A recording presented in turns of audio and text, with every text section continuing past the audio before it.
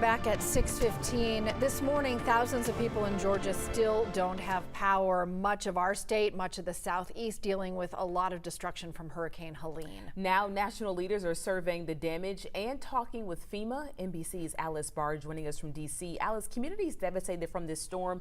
This all comes as we know this might be a hot topic tonight during the VP debate.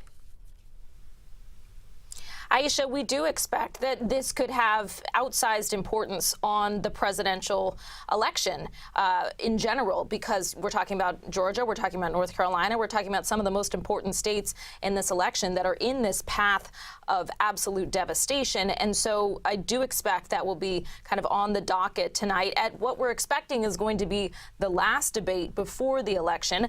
Vice President Harris had agreed to a late October debate, but former President Trump said no, arguing it was too close to the election with early voting already underway, making tonight's face-off that much more critical.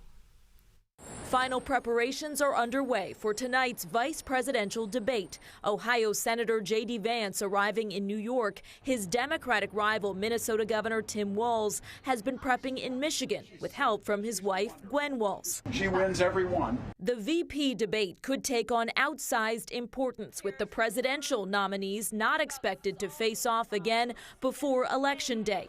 Both tickets still searching for that moment to sway undecided voters. JD's a very smart guy, as everybody knows. I think he's going to do great. Former President Trump spent Monday in Hurricane Helene ravaged Valdosta, Georgia, alongside an aid group bringing truckloads of supplies. We are going to be with you as long as you need it. The former president accusing Vice President Harris and President Biden of not doing enough. The federal government is not being responsive.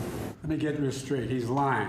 I spoke to President Biden last night about 5 o'clock, just about the storm. The Biden administration promising to keep surging every resource. The vice president cut short campaigning to return to Washington and meet with FEMA officials. I plan to be on the ground as soon as possible, but as soon as possible without disrupting any emergency response operations. The federal storm response could have a major impact on the presidential race, with key swing states desperate for help in the path of destruction.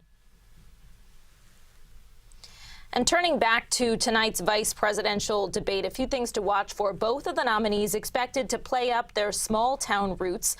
We should be seeing abortion, views on family, the economy, all central in terms of the issues. And we're not going to be seeing live fact checking from the moderators. CBS has said they're leaving that up to the candidates. Overall, though, I think a big question is, will this really be about Vance versus Walz, or will it turn into kind of a referendum on the looming matchup of Harris versus Trump? Aisha? All right, Alice, thank you. And Governor Kemp also toured that damage in Augusta on Monday. We do have coverage of the governor's visit on our homepage. Just head to 11alive.com.